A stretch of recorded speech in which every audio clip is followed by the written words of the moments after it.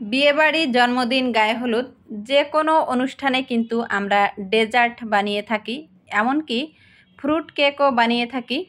তার জন্য আমাদের দরকার পড়ে কাঁচা পেঁপের মোরব্বা, অথবা আরেকটা নাম হচ্ছে টুটি ফুটি। হ্যালো সবাইকে, কেমন আছেন সবাই? আশা করি ভালো আছেন। আমিও ভীষণই ভালো আছি। আজকে আমি আপনাদেরকে কাঁচা পেঁপে দিয়ে মোরব্বা তৈরি করে দেখাবো। এইটার আরেক নাম টুটি ফুটি, অনেকে এটাকে লজেন্স বলে থাকেন। কাঁচা পেঁপের মোরব্বা বানানোর জন্য আমি এইখানে একটা কাঁচা পেঁপে নিয়ে নিয়েছি। প্রথমে আমি পেঁপের খোসাটা ছাড়িয়ে নিব। পেঁপেটা যেহেতু মসৃণ ছিল না, একটুখানি আঁকা বাঁকা, যার জন্য খোসা ছাড়াতে একটু অসুবিধা হচ্ছিল। এই যে আমি সম্পূর্ণ খোসা ছাড়িয়ে নিয়ে চলে এসেছি। এখন দুই টুকরো করে নিব। একটু বড় সাইজের পেঁপে আর টাটকা পেঁপে হলে ভালো হয়। এই পেঁপের মোরব্বাটা কিন্তু বাচ্চারা লজেন্স হিসেবে খেতে পারে, এমনকি আমরা বড়রা কিশমিশ হিসেবেও খেতে পারি। একদমই কিশমিশের মতো স্বাদ। তাছাড়া যে কোনো ডেজার্ট ডেকোরেশনের জন্য এইটা মাস্ট। খুবই ভালো লাগে দেখতে যখন এটা দিয়ে ডেকোরেশন করা হয়। তো পেঁপের মোরব্বা তৈরি করার জন্য পেঁপেটাকে আমি এরকম কিউব আকৃতি করে কেটে নিব। একটুখানি গোটা গোটা হবে, কিন্তু না হলে দেখতে ভালো লাগবে না। পুরো পেঁপেটা কাটা হয়ে গেছে, আমি ধুয়ে পরিষ্কার করে নিয়েছি। চুলায় জল বসিয়ে দিয়েছি। জলটা ফুটতে শুরু করলে আমি পেঁপেটা দিয়ে দিব। মোরব্বা তৈরি করার জন্য পেঁপেটাকে কিন্তু ধাপে ধাপে জাল দিতে হবে। প্রথমে আমি একটুখানি সেদ্ধ করে নিব। 60 থেকে 70%, অর্থাৎ 60 থেকে 70% সিদ্ধ হবে প্রথমে। সিদ্ধ প্রায় হয়ে গেছে, এখন আমি নামিয়ে নিব।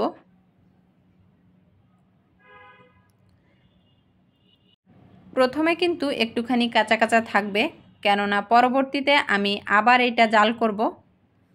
এই যে আমি ঠান্ডা করে নিয়েছি পেঁপেটা নামিয়ে। এখন চিনি দিয়ে জাল করব, তার জন্য আমি 1 কাপ চিনি দিয়েছি আর 1.5 কাপ জল দিয়েছি।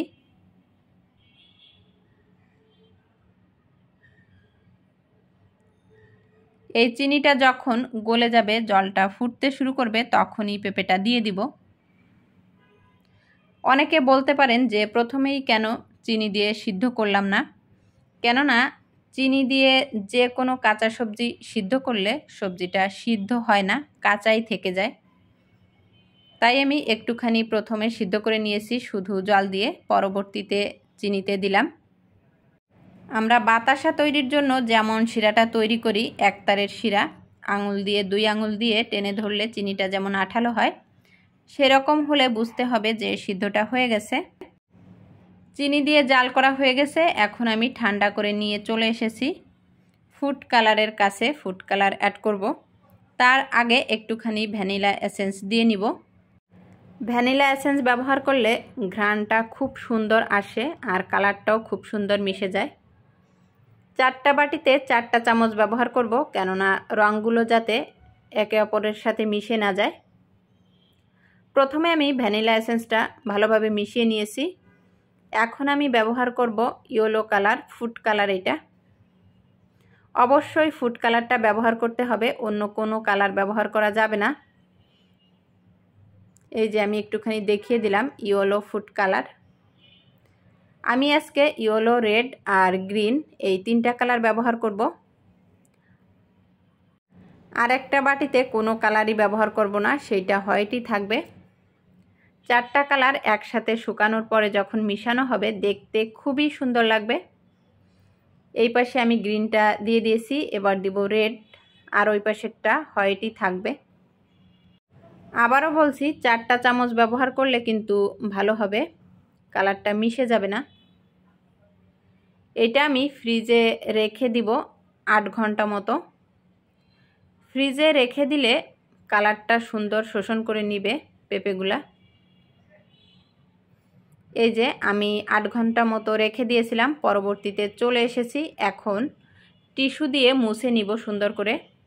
তাহলে টিস্যুতে জলটা চলে যাবে আর শুকাতে খুব বেশি টাইম লাগবে না। কাঁচা পেঁপে দিয়ে এত সুন্দর একটা জিনিস তৈরি করা যায়, সত্যি ভাবলে অবাক লাগে। এই জিনিসটা তৈরি করে ঘরে রাখা ভালো, তাহলে যে কোনো সময় যে কোনো অনুষ্ঠানে খুবই উপকারে আসবে। যে কোনো ডেজার্টের উপরে ডেকোরেশন করার জন্য এটা একটা পারফেক্ট রেসিপি। এই মুরব্বাটা কাচের বয়ামে রেখে দিলে অনেক দিন পর্যন্ত ভালো থাকে। ঘরে বাচ্চারা থাকলে চকলেট হিসেবেও খেতে পারবে।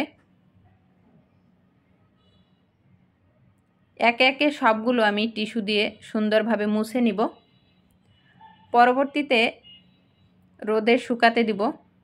কড়া রোদ হলে 3-4 ঘন্টাই হয়ে যায়, আর রোদ কম হলে একদিন লাগে শুকাতে।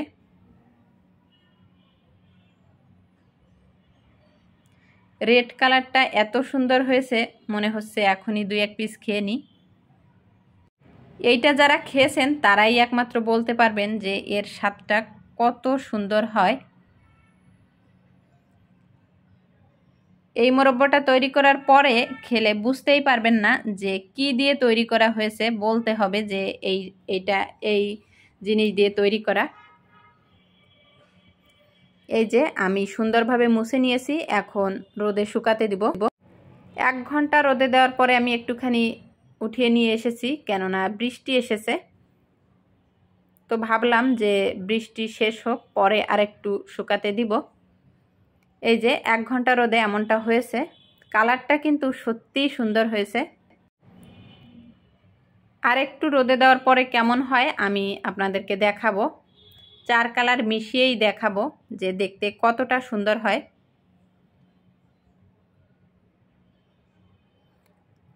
যখন হাতে ধরলে লাগবে না একটা আর একটার সঙ্গে, তখনই বুঝতে হবে যে এটা শুকানো শেষ।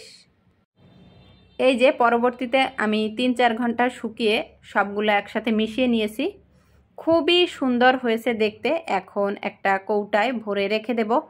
2-3 মাস পর্যন্ত তো ভালো থাকবেই, তারও বেশি থাকতে পারে। তো আজকের ভিডিওটা আপনাদের কেমন লাগলো অবশ্যই কমেন্টে জানাবেন। ভালো লাগলে ভিডিওটি লাইক, কমেন্ট ও শেয়ার করবেন। আর চ্যানেলে নতুন হলে অবশ্যই চ্যানেলটি সাবস্ক্রাইব করে দিবেন। নতুন ভিডিও পাওয়ার জন্য বেল আইকনটি প্রেস করে দিবেন। আজ এই পর্যন্তই। পরবর্তীতে নতুন ভিডিও নিয়ে অবশ্যই দেখা হবে। ততক্ষণ সবাই ভালো থাকবেন, সুস্থ থাকবেন।